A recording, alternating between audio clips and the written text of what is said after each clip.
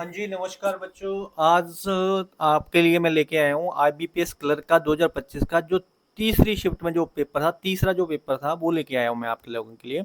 तो इसमें जो है वो ज़्यादातर अर्थमेटिक के क्वेश्चन ही होते हैं, क्योंकि डीआई में डायग्राम वगैरह बहुत बनानी पड़ती हैं, तो इसके लिए मैं थोड़ा सा अवॉइड कर रहा हूँ। स्पेशल क्लासेस जो है वो बोर्ड पे लेके मैं आपको बताऊंगा डीआई वगैरह की, और सिंप्लीफिकेशन की भी वहीं पे करवाऊंगा। ठीक है, तो यहाँ पर जो है वो सिर्फ और सिर्फ आप लोगों को अर्थमेटिक के क्वेश्चन करवा रहा हूँ। तो शुरू करते हैं हम, लेके प्रभु का नाम।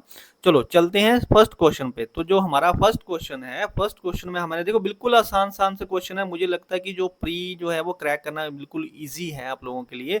अगर थोड़ा सा पढ़ लोगे तो आराम से क्रैक हो जाएगा। फर्स्ट क्वेश्चन में क्या कहता है, a person income is 25% more than his expenditure if his monthly expenditure is rupees 24,000, find his monthly saving. देखो सेविंग हमसे पूछी है, और 25%, देखो 25% के पहले तो ना आप फ्रैक्शन देख लेना कैसे निकलती है ना। 25% की, जिनको बच्चे जो नए हैं जिनको नहीं पता, 25/100 मतलब परसेंटेज का 100 नीचे लगा दिया, 1/4 आ गई। अब होता क्या है कि जब आपके जो ये कितना है, कहता है ए पर्सन इनकम इज 25% मोर, मोर है तो प्लस 1 कर लेना। ये बनती है हमारी होल वैल्यू, 4 एकम 4 1 5, ये बन जाता है 5/4। मतलब ये इसकी जो है वो एक्सपेंडिचर है, और एक्सपेंडिचर से ज्यादा जो है ये वाला जो पोर्शन इन यूनिट है ये इनकम के हैं। ये किसके हैं, ये इनकम के हैं। तो अब एक्सपेंडिचर कितना है, एक्सपेंडिचर है आपके पास 24,000। देखो एक्सपेंडिचर कितना है, 24,000। हजार को हम लगाएंगे भी नहीं, हम 24,000 लिखना, वैसे आपको कंफ्यूजन ना हो, नए बच्चे हो तो 24,000 है, तो इसको हम डिवाइड करेंगे इसके यूनिट से। इसका एक्सपेंडिचर है ना, ये एक्सपेंडिचर है, तो एक्सपेंडिचर के यूनिट कितने हैं, 4। और निकालना क्या है हमने, इनकम। इनकम के यूनिट कितने हैं, 5। ये इनकम के यूनिट है, तो 5 से मल्टीप्लाई कर दो, तो ये बन गया 6,000। 6,000 को 5 से मल्टीप्लाई करा तो इनकम कितनी बन गई, 30,000। तो इनकम कितनी है, 30,000। अब ये सोचो कि 30,000 इनकम है, उसमें से हमने 24,000 जो है वो एक्सपेंडिचर। देखो इनकम में से अगर एक्सपेंडिचर निकाल दोगे तो बचेगा क्या, सेविंग बचेगी। तो सेविंग कितनी बची, 6,000। तो आंसर जो होगा हमारा कितना होगा, 6,000 हमारा आंसर होगा। आई होप कि क्लियर हो गया होगा। अगला क्वेश्चन देखते हैं। नेक्स्ट क्वेश्चन में क्या कहता है, certain some invested at 10% per annum simple interest for 3 year and earns an interest of ₹1800। देखो कहता है कि भाई कोई पर्सन है, उसका जो प्रिंसिपल पता नहीं कितना है, लेकिन उसको जो है 10% के हिसाब से 3 सालों का जो इंटरेस्ट मिलता है, मतलब कितना हो गया, 30%। 30% कहता है किसके बराबर है, कहता है 1800 के बराबर है। किसके बराबर है, 1800 के। यही बात बोल रहा है कि प्रिंसिपल पे 10% के हिसाब से 3 सालों का इंटरेस्ट पड़ता है, तो वो इंटरेस्ट कितना है, 1800। अब यहाँ पर जो है ना, ये चीज आपको परसेंटेज में पता चलती है। क्या पता चलती है, कि मैं हमेशा बच्चों को बोलता हूँ कि जब भी कोई नंबर, ये जो नंबर है 1800, ये बराबर हो गया 30% के बराबर। जब भी कोई नंबर बराबर हो जाता है तो हम थर्ड फार्मूला यूज करते हैं परसेंटेज का। वो क्या होता है कि अगर मैंने प्रिंसिपल, मेरे पास आ जाता है प्रिंसिपल, बेस रकम आ जाती है। जैसे 1800 जो है वो किस रकम का, किस रकम का 30% है। हम पता क्या करते हैं, हम पता करते हैं कि 1800 जो है वो किस रकम का 30% है। एक मिनट जरा। तो ये जो चीज हमने पता करनी हो तो कैसे पता करते हैं, 1800 किस रकम का, 100 ऊपर चला जाएगा, बटे आपके पास जो 30% परसेंटेज हमेशा नीचे आती है। तो 30 से अगर हम डिवाइड करने जाएंगे तो ये भाई 0 से 0 कट गई, 3 से कटेगा तो 3 6 18, 600 आ गया। इसका मतलब ये कितना बन गया आपके पास, 6,000 बन गया। ये 6,000 क्या आपका प्रिंसिपल, ये क्या आती है, बेस रकम आती है, जहां से रकम बढ़ती है या कम होती है। प्रिंसिपल भी हो सकता है, सीपी निकालना तो भी ऐसे निकल सकता है। मतलब ये एक मेथड है, थर्ड फार्मूला, जो बहुत जरूरी है बच्चों को आना, है ना। तो ये आपके पास आ गया 6,000 प्रिंसिपल। अब आगे क्वेश्चन को पढ़ते हैं। कहते हैं if this same sum is invested at 20% पर annum compound interest for 2 year then find the amount received after 2 year. देखो अब सिंपल सी बात याद रखना कि जब भी compound interest, compound interest CI की बात होती है, तो यहाँ पर नेट परसेंट चेंज का फार्मूला लग जाता है। मतलब पहले 20%, पहले साल 20% बढ़ती है, अगले साल भी 20% बढ़ती है, तो दोनों को मिला के कितना हो गया, 40% हो गया। लेकिन एक बार हमने इनको 100 से डिवाइड करना होता है तो दोनों जीरो कट जाएंगी, फिर इनको मल्टीप्लाई करना होता है, दोनों को मल्टीप्लाई करके कितना आया, 4, तो ये 4 भी इसमें ऐड होगा। तो ओवरऑल जो है वो कितना ब्याज मिलता है इनको, 44% ब्याज और मिलेगा। किसके ऊपर, 6000 के ऊपर। अगर सीआई में भी अगर 6000 प्रिंसिपल होएगा तो 6000 का हम क्या करेंगे, अगर तो सिर्फ इंटरेस्ट निकालना होता, देखो इसने बोला अमाउंट कितना मिला है, तो अमाउंट क्या होता है, अमाउंट होता है प्रिंसिपल प्लस सीआई, ये बन जाता है हमारा अमाउंट। तो अमाउंट बताना है मैंने, तो क्या करना है, देखो अगर तो सिर्फ सीआई बताना होता, ये निकालना होता पोर्शन, तो मैं ऊपर क्या लिखता, ऊपर लिखता 44 डिवाइड बाई 100। लेकिन मुझे चाहिए अमाउंट, तो ये 6000 भी मुझे साथ में चाहिए, तो 144 लिखूंगा। मतलब 100% जो होता है वो प्रिंसिपल भी साथ में ऐड हो जाता है, इसलिए 144 लिखते हैं इसको। तो 2 जीरो से 2 जीरो कट गई, मल्टीप्लाई करा तो जीरो लग गई, 6 चौके 24 बचे 2, 6 चौके 24 2 26 और 6 2 8, 8640 रुपये जो है वो हमारा जो है वो अमाउंट होगा सीआई का। सीआई का जो बने के आएगा प्रिंसिपल प्लस, मतलब सीआई जो होगा वो हमारा होगा मेरे 6000 में से 2400 में हमारा सीआई हुआ, और 6000 जो है वो हमारा प्रिंसिपल, मतलब टोटल अमाउंट जो बना वो 8640 बना। आई होप की बात समझ में आई होगी। देखो अब कुछ बच्चे जो हैं वो सोचेंगे कि ये वाली चीज लगा दी, तो ये डिपेंड करता है कि हम कौन सा क्वेश्चन कर रहे हैं और वहां पर डाटा कौन सा है। बिल्कुल सिंपल डाटा था इसलिए मैंने ऐसे कैलकुलेट कर लिया। या फिर क्या करते, या फिर आप ऐसे करते कि 20% का वो करते, फ्रैक्शन बनाते, होल वैल्यू बनाते, मतलब 5 से 6 बन जाती, 5 से 6 बन जाती, फिर 5 से 6 बन जाती, फिर इसको 25 बोलते आप, फिर इसको 36 बोलते, फिर डिफरेंस देखते कितना, 11 क्या है, तो 11 जो है वो फिर 25 से बड़ी है, तो 25 नीचे आएगा, इंटू 100 करोगे तो 25 चौका 100, फिर 44% आएगा, तो ऐसे भी आएगा। लेकिन मुझे सामने सामने दिख रहा था कि बिना पेन से मैं कर सकता हूँ कि 20 20 40 और 2 2 ने 4 44 हो गया, तो मुझे ये सब करने की जरूरत नहीं थी। तो इसलिए डिपेंड करता है कि कौन सा क्वेश्चन कहाँ पर हम कौन सा तरीका, हो सकता है कई जगह पर ये वाला मेथड ज्यादा आसान बन जाए, क्योंकि यहाँ पर डाटा कुछ होता, कोई ऐसा होता 17% होता, फिर 19% होता, कुछ ऐसी चीजें होती, तो हो सकता है ये ज्यादा बेटर हो जाता, कुछ भी चीज हो सकती है ना। तो थोड़ा सा इन चीजों को ध्यान में रखना ना। चलो अगला क्वेश्चन पे चलते हैं। नेक्स्ट क्वेश्चन है, a vessel contains 40 litre of A milk water mixture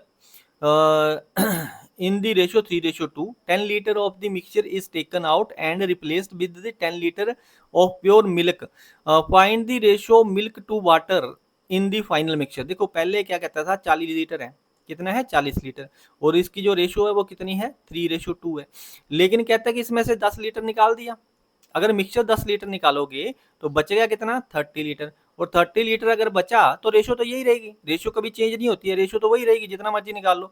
तो यही जो 30 लीटर है वो 3:2 में, अगर 30 लीटर जो है वो 3:2 में है, तो 3 + 2 कर लेंगे 5 हो गया, 5 से हमने इसको डिवाइड कर दिया, तो 1 यूनिट कितने के बराबर हो गया 6 के बराबर, तो इसको भी 6 से मल्टीप्लाई कर लेंगे, तो ये हमारा मिल्क हो गया कितना 18 लीटर, इसको भी 6 से मल्टीप्लाई कर लेंगे, तो ये हमारा वाटर हो गया कितना 12 लीटर।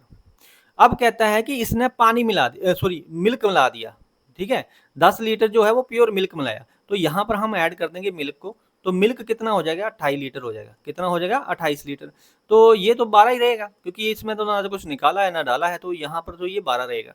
तो भाई अब रेशो क्या बनती है, अब रेशो देखे तो 4 से डिवाइड हो जाएगा, 4 × 12 7 चौके 28, तो रेशो क्या बनेगी 7:3, तो ए ऑप्शन हमारा आंसर होएगा।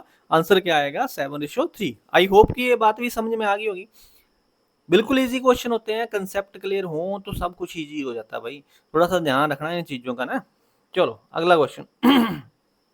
अगले क्वेश्चन में कहता है ए and be started A partnership by investing 1200 and 1500 respectively, both invest their money for 1 year, 1 साल के लिए दोनों सेम टाइम है। देखो जब सेम टाइम होता तो उसकी रेशो बन जाती है, यहाँ से रेशो बन जाएगी हमारी, है ना, 2 जीरो से 2 जीरो कट जाएंगी, और 3 से चल जाएगा 3 चौके 12 और 5 से 15, मतलब जो इनकी इन्वेस्टमेंट है वो किस रेशो में होगी 4:5 में होगी, तो क्योंकि सेम टाइम है, 1 साल के लिए। If the profit share of A is 3000, अगर ए का प्रॉफिट शेयर 3000 है, तो 3 से मैं इसको डिवाइड 4 से डिवाइड करूंगा, क्योंकि ए का जो इन्वेस्टमेंट थी वो 4 थी रेशो, और मल्टीप्लाई बाय 5 करूंगा, मेरा आंसर आ जाएगा। मैं 4 से ये बन जाएगा 750, और 750 को 5 से मैं मल्टीप्लाई करूंगा, तो मेरे पास 5 0 0 5 25 7 35 तो 3750 मेरा आंसर आ जाएगा। आंसर कितना आएगा 3750। अगर आप लोगों को समझ नहीं आया तो डिटेल में समझाता हूँ। कहते हैं ए ने इन्वेस्टमेंट जो करी है वो करी है 1200 रुपया, और बी ने जो इन्वेस्टमेंट करी है वो करी है 1500 रुपया। मैं कह रहा हूं कि जब टाइम सेम है 12 गुणा 12, 12 महीने के लिए, तो इनसे तो मैटर ही नहीं करता ना, ये तो कट जाएंगे। मतलब सेम टाइम के लिए हो तो कोई टाइम चेंज हो तो फिर हम नहीं कर सकते ऐसे ना, है ना। तो टाइम अगर सेम है तो कोई मैटर ही नहीं करता। अब इसकी रेशो बना ली हमने डायरेक्टली, तो ये हमारा 3 से कट गया, ये 3 चौके 12 हो गया, ये 5 थे 15 हो गया, तो रेशो क्या बन गई 4:5 बन गई। ए के कितने यूनिट है 4 यूनिट, बी के कितने हैं 5 यूनिट, क्योंकि इन्वेस्टमेंट की रेशो इक्वल टू होती है प्रॉफिट शेयरिंग की रेशो, याद रखना। इन्वेस्टमेंट की जो रेशो होती है वो इन्वेस्टमेंट टोटल इन्वेस्टमेंट की जो रेशो होती है वो इक्वल टू होती है प्रॉफिट शेयरिंग की रेशो की, है ना। तो यही रेशो प्रॉफिट शेयरिंग की भी होगी। तो कहता है ए का जो प्रॉफिट है वो ए का प्रॉफिट है 3000, तो हम क्या करेंगे ए की रेशो से डिवाइड करेंगे। ए की रेशो कितनी है 4 यूनिट है, तो 4 यूनिट है तो एक यूनिट कितने के बराबर हो गया, एक यूनिट हो गया 750 के बराबर, 7 चौके 28 और 5 चौके 20, 750 के बराबर। तो बी के पास कितने यूनिट है 5 यूनिट, तो 5 से मल्टीप्लाई कर लिया तो मेरे पास कितना आ गया 3750। तो इसका मतलब है सी ऑप्शन हमारा आंसर होगा, कितना होगा 3750। आई होप की बात समझ में आ गई होगी। अगला क्वेश्चन देखते हैं हम। नेक्स्ट क्वेश्चन में कहता है pipe A can fill a tank in 4 hours while pipe B can fill a same tank 8 hours. Both pipes are open together for 2 hours after which pipe A is closed, find the additional time taken by pipe B to fill the remaining part of a tank. देखो simple सी बात बोली है, ये 4 घंटे में भरता है, ये 8 घंटे में भरता है, एलसीएम कितना हो जाएगा 8 हो जाएगा। चलो करके बताता हूँ आपको। ए जो है वो किसी टैंक को भरता है 4 घंटे में 4 आवर्स में, बी जो है उसी टैंक को भरता है 8 आवर्स में। अब हमारे पास टैंक कितने लीटर का है, ये जो टैंक है वो कितने लीटर का है ये फाइंड आउट करना है। तो कैसे होता है, इन दोनों का एलसीएम लेंगे, इन दोनों का एलसीएम लिया तो 4 के टेबल में 8 भी आता है, बिल्कुल आता है, तो बड़ी रकम को देखना होता है, ध्यान रखना होता है। तो 8 आता है दोनों के टेबल में, तो 8 ही आपका एलसीएम हो गया। इसका मतलब जो टैंक है वो कितने लीटर का है, वो 8 लीटर का है। तो 4 से मैं 8 को डिवाइड करूंगा, 4 दूने 8, ये 2 यूनिट पर लीटर पानी डाल रहा है, 2 लीटर पर आवर पानी डाल रहा है। और ये 8 से डिवाइड करूंगा, 8 एकम 8, तो ये 1 unit sorry 1 litre per hour पानी डाल रहा है। दोनों मिलके जो पानी डालते हैं वो 3 लीटर 1 घंटे में पानी डालते हैं, 1 घंटे में 3 लीटर डालते हैं। तो ये कहता है कि ये दोनों मिलके 2 घंटे पाइपें चलती हैं, तो 2 घंटे में ये कितना लीटर पानी डाल देंगे, ये डाल देंगे 6 लीटर। तो बाकी कितना बच गया, जब इस टैंकी में 6 लीटर पानी डाल दिया तो बाकी बच गया 2 लीटर टैंक खाली बच गया। अब ये 2 लीटर जो टैंक खाली बचा है उसको भरना है किसने, उसको भरना है, कहता है इसमें जो पाइप जो है वो ए जो है ए इज क्लोज्ड, ए पाइप अब बंद कर दी, अब ये पानी नहीं डालेगी, पानी डालेगी बी पाइप। बी पाइप 1 घंटे में 1 लीटर पानी डालती है, तो इसको पूरा टैंक भरने में कितना टाइम लग जाएगा, 2 घंटे एडिशनल लग जाएंगे, 2 घंटे और लग जाएंगे। तो यही हमसे पूछा था, remaining part of the tank कितने टाइम में भरा जाएगा। एडिशनल टाइम कितना लगेगा भाई, एडिशनल टाइम लगेगा 2 घंटे, तो हमारा आंसर क्या होगा 2 आवर होगा। अगला क्वेश्चन कहता है the area of the square A is 256 centimetre square, the ratio of the side square A to the side square B 4:5 respectively, find the perimeter of the square. देखो बिल्कुल हलवा question है अगर समझोगे, देखो कुछ भी नहीं है। तो ए एक ए है, एक बी स्क्वायर है, इनकी जो साइड का जो यूनिट दी है, रेशो दी है वो 4:5 दी है, ये ए की है और ये है। और हमसे वो जो बोला है इसने, ये कहता है कि ए का जो है वो एरिया दे दिया आपको, एरिया कितना दिया, एरिया दे दिया 256 सेंटीमीटर स्क्वायर। देखो जब भी मीटर स्क्वायर में होता है ना ये, तो आपको पता है कि एरिया निकालने का फार्मूला, इसका स्क्वायर कर लेंगे हम, क्या करेंगे स्क्वायर, मतलब 4 × 4 करेंगे ना, तो साइड का स्क्वायर करेंगे, ये हम क्या करेंगे इसका रेशो का स्क्वायर कर देंगे, 4 का स्क्वायर कर दिया तो कितना हो गया 16 हो गया। 16 से हम क्या करेंगे इसको डिवाइड कर देंगे, तो 16 16 256 16 आ गया। लेकिन सेंटीमीटर स्क्वायर है ये, तो स्क्वायर है तो ये रूट करके वापस आना है, रूट करके वापस आए तो यहाँ पर मेरे पास कितना आ गया 4। अब ये 4 क्या होता है, 4 होता है जो ये 4x होता है, एक्चुअली इसके साथ क्या होता है x होता है, तो ये x की वैल्यू क्या है वो 4 है।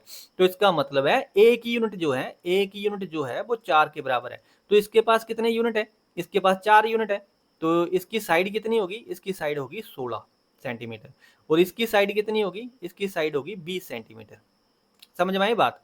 तो अब हमसे क्या पूछा है, हमसे पूछा है कि भाई आप ये बताओ कि बी का पेरीमीटर क्या है, और पेरीमीटर का तो आपको पता ही है ना, जब हम स्क्वायर क्या निकालते हैं तो 4a होता है, 4a मतलब चार साइड, एक साइड को 4 से मल्टीप्लाई करना। साइड कितनी है 20, तो 4 गुणा 20 तो कितनी होगी 80 सेंटीमीटर। तो पेरीमीटर कितना हो गया 80 सेंटीमीटर। डी ऑप्शन आपका जो है वो आंसर होगा। आई होप कि समझ में आया होगा। अगला क्वेश्चन देखते हैं। नेक्स्ट क्वेश्चन में बोला है कि 50% of A is equal to 25% of B. तो परसेंटेज से परसेंटेज तो हट ही जाएगी ना, ठीक है, क्योंकि एक दूसरे के सामने खड़े कर दिए इसने। तो हम बोल सकते हैं कि 50 ए जो है वो इक्वल टू है 25 बी के, और ए ये वाला बी इधर आ जाएगा तो बटे में चला जाएगा, परली तरफ आपके पास 25 है तो बटे में क्या जाएगा 50 जाएगा। क्या जाएगा 50, 25 से कम 25, 25 दूने 50। मतलब ये है कि ए अगर एक है तो बी दो है, ए अगर एक है तो बी दो है, लेकिन ए को इसने क्या बोला है, ए जो है वो 20 है। कितना है 20 गुना, मतलब 20 है, तो भाई ये भी 20 गुना होएगा, तो ये कितना होएगा 40 होएगा। मतलब ए अगर 20 है तो बी कितना हो जाएगा 20 हो जाएगा, बी हो जाएगा 40। तो 40 प्लस दोनों का सम पूछा है, तो 40 प्लस 20 कितने होते हैं, 40 प्लस 20 होते हैं 60। तो दोनों का सम जो है वो कितना हो गया 60 हो गया। तो आंसर आ गया मेरा 60। आई होप कि ये भी समझ आया होगा। इजी क्वेश्चन है, हलवे से क्वेश्चन है, तो तभी मैं बोल रहा हूँ कि क्लर्क का प्री निकालना कोई बहुत बड़ा काम नहीं लग रहा मुझे। बस इसके लिए क्या चाहिए होगा, आपकी डेडिकेशन के साथ आप सिंप्लीफिकेशन पे टाइम कम कर लो। जो भी आपके 12-15 क्वेश्चन आते हैं आपके सिंप्लीफिकेशन का, टाइम रिड्यूस करके उसको 7 मिनट पे लेके आओ। कि 15 क्वेश्चन अगर सॉल्व करने हैं सिंप्लीफिकेशन के तो उसको हमने 7 मिनट में सॉल्व करना है। बाकी ये तो बिल्कुल ईजी है, ये निकल जाएंगे। ये 10-12 क्वेश्चन जो आपके आ रहे हैं, मुझे नहीं लगता कि 5 मिनट भी लगेंगे, 5 या 6 मिनट हार्डली लगेंगे, ठीक है, अगर करने लगो तो। कोई ऐसा का क्वेश्चन नहीं मिल रहा मुझे जो बिना पेन से नहीं हो सकता। नेक्स्ट क्वेश्चन है A shopkeeper allows a 20%, 25% discount on market price of an article and incur 10% loss if the market price of the article 180, find the cost price of article। देखो क्या क्वेश्चन दिया हुआ है, देखो एमआरपी इसने दे दिया, अब एमआरपी आपके पास दे दिया 180, ठीक है, और इसने बोला कि डिस्काउंट भी दे दिया। डिस्काउंट कितना 25%। 25% का डिस्काउंट का मतलब क्या होता है, 25% की फ्रैक्शन आपको मैंने पहले अभी बता देता हूँ कि 25% की फ्रैक्शन क्या हुई, 25% का 100 नीचे लगेगा, 1/4 होती है। क्या होती है 1/4। तो 1/4 की होल वैल्यू, देखो अब डिस्काउंट है तो -1 होगा, तो 4 में 4 एकम 4, 4 में से 1 चला गया, कितना बन जाएगा 3/4 बन जाएगा। होल वैल्यू क्या मतलब क्या होता है, मतलब होता है कि पहले ये एमआरपी है और एमआरपी के बाद ये आपका एसपी आ गया, एसपी 3 होगा, तो एसपी के 3 यूनिट हैं और एमआरपी के 4 यूनिट है। अगर आपके पास एसपी एमआरपी दिया हुआ है, एमआरपी दिया हुआ है 180, तो वो किसके बराबर है 4 यूनिट, तो 4 से हम डिवाइड करेंगे और निकालना क्या है एसपी निकालना है। तो एसपी कितना है, एसपी 3 यूनिट है, तो 4 से जब मैंने डिवाइड करा तो 4 चौके 16 और 5 चौके 20, ये कितना आ गया 45। अब 45 से 3 को मल्टीप्लाई करूंगा तो मेरा क्या आ जाएगा, मेरा आ जाएगा सीपी, सॉरी मेरे पास, हाँ मेरे पास क्या आएगा सीपी, सॉरी एसपी आ जाएगा, एसपी निकाल रहे हैं ना, एसपी आ जाएगा। तो एसपी आ जाएगा, तो एसपी कितना है मेरा 45 इंटू 3, 45 इंटू 3 है, ये मेरा एसपी है। मल्टीप्लाई करना था कर लो, वैसे जरूरत नहीं है, अगर मल्टीप्लाई करोगे तो 135 हो जाएगा ये। तो 135 देखो एसपी आ गया आपके पास 135, 135 आ गया। तो 135 में क्या है कि इसको लॉस हो रहा है, लॉस हो रहा है, इसका मतलब है ये सीपी से 10%, सीपी अपने आप में 100% है, सीपी अपने आप में 100% है, मतलब 10% वहां से कम है, तो ये कितना है 90% के बराबर है। ये किसके इक्वल है, ये है 90% के बराबर। तो जब भी कोई रकम किसी परसेंटेज के बराबर हो जाती है तो हम निकाल लेंगे, क्या कर लेंगे कि ये किस रकम का 90% है, डिवाइड बाई 90, परसेंटेज नीचे आ जाती है, तो 0 से 0 कट गई, 5 ना 45, 5 से 15, 150 आ गया। तो आंसर क्या हुआ हमारा 150। तो इसका मतलब है सीपी कितना था, सीपी था हमारा 150। अब यहाँ पर अगर 135 कर भी लोगे ना आप, तो मुझे लगता है कि आपको कहीं ना कहीं दिक्कत होगी करने में। जैसे आपको मैंने बोला कि 135 कितने 90% के बराबर है, तो 100/90 कर लोगे, परसेंटेज नीचे आ जाएगी, 0 से 0 कट गया, तो 15 ना 135, जिसको टेबल आता होगा वो तो कर लेगा, बाकी थोड़ा थोड़ा हाथ देखते रहेंगे, थोड़ा टाइम लगाएंगे, तो 150 आ गया है ना। तो मैटर नहीं करता यहाँ पर, जब आप ऐसा कोई क्वेश्चन हो तो मल्टीप्लाई ना करोगे तो ज़्यादा बेटर है कि टाइम आपका थोड़ा सेव हो जाएगा, बाकी आपकी मर्जी। नेक्स्ट क्वेश्चन देखते हैं। The average weight of 4 student in a class is 28 kg. When the teacher weight is included, the average weight increases by 5 kg. Find the weight of the teacher. देखो simple सा question है, question बहुत आसान होते हैं, इसमें बिना pen से हम क्वेश्चन कर सकते हैं। कैसे? तो आपको पता है कि वेट कितना बढ़ गया, वेट बढ़ गया 5, तो 28 प्लस कितना हो गया 5, 33 हो गया, तो बढ़ के 33 हो गया। अब डिफरेंस कितने का? 5 का। बच्चों को मल्टीप्लाई कर दो, 5 के 20, 20 इसमें ऐड कर दो, तो हमारे पास कितना आ जाता है 53। मतलब टीचर का जो वेट है वो कितना होगा 53। समझा देता हूँ कि 4 बच्चे हैं, इनका जो एवरेज वेट चल रहा है वो कितना चल रहा है 28, लेकिन जब एक टीचर ऐड हो जाता है तो यही वेट जो है वो 5 बढ़ जाता है। 5 बढ़ के कितना हो जाता है न्यू एवरेज। याद रखना कि न्यू एवरेज जब टीचर इंक्लूड हो रहा हो तो जो न्यू एवरेज आती है वो 33 है। तो इस न्यू एवरेज में हम ऐड करेंगे, क्या ऐड करेंगे? ये जो डिफरेंस है इसको हम मल्टीप्लाई करेंगे बच्चों से। 5 के 20 आ गया, 20 को हम यहाँ पर जाके प्लस कर देंगे, तो हमारे पास कितना हो जाएगा 53। ये होगा टीचर का वेट, टीचर का वेट। अब क्यों, कैसे, ये सारा कुछ जो है वो जब मैं बोर्ड पे आपकी क्लासेस लूँगा, थोड़ी सी क्लासेस दूंगा आप लोगों को मैं, सारे चैप्टर एक बार मैं गो थ्रू आपको करवा दूंगा, तो उसमें आपको पता चलेगा कि यार सब हम क्यों करते हैं, कैसे करते हैं। क्योंकि यहाँ पर जो है वो इतना ज़्यादा मैं एक्सप्लेन नहीं कर पाऊंगा, क्योंकि आप समझ नहीं पाओगे अगर आपका बेस क्लियर नहीं है ना। तो ये आपका आंसर आ जाएगा 53 kg। आई होप कि बात समझ में आई होगी। थोड़ा समझ आ रहा है तो प्लीज़ जो है इस जो चैनल तो आपको पता है कि मैंने नया बनाया, तो इसको जो है अपने फ्रेंड सर्कल में शेयर करना। अगर क्लासेस अच्छी लग रही हैं तो अपने दोस्तों के साथ शेयर करो, लाइक किया करो यार, लाइक करा करो अगर अच्छी क्लासेस लग रही हैं। और लाइक करने में कुछ जाता तो है नहीं, तो लाइक कर दिया करो और सब्सक्राइब जरूर करना कोई नया स्टूडेंट हो तो। आपका ही बेनिफिट है, मेरा कोई बेनिफिट नहीं है इसमें, क्योंकि मैं तो क्लासेस डालता रहूंगा। अगर आप रेगुलर क्लासेस लगाओगे तो आपका ही बेनिफिट मिलेगा, मुझे नहीं मिलेगा इतना ज़्यादा। अगला क्वेश्चन है, the ratio of the present ages of A and B is 4:7। देखो एजेस की बात कर रहा है, एजेस का क्वेश्चन है। ए और बी की जो एज रेशो है वो है प्रेजेंट की ही बात कर रहा है। 4:7 है। आगे क्या कहता है, the sum of their present ages is 66, then find the present age of B. देखो जो मैं हलवा क्वेश्चन है, सम बोला है, सम का मतलब दोनों का टोटल है 66, तो इनका भी सम कर लो। 7 4 11, 11 से डिवाइड कर दो। एक यूनिट कितने के बराबर है? 6 के बराबर है, 6 ईयर के बराबर है। अगर एक यूनिट 6 के बराबर है तो हमसे किसका पूछा है? हमसे बी का पूछा है। तो find the present age of B, तो 7 यूनिट कितने के बराबर हो जाएंगे? 7 गुना 6 42 के, तो एज कितनी हो जाएगी 42 ईयर। आई होप कि समझ में आई होगी बात, हलवा क्वेश्चन था। तो आज के लिए इतना ही है। So thank you so much. अगर पसंद आई हो क्लास तो लाइक करना, शेयर करना और सब्सक्राइब जरूर करना चैनल को। धन्यवाद, मिलते हैं नेक्स्ट किसी वीडियो में। मेहरबानी।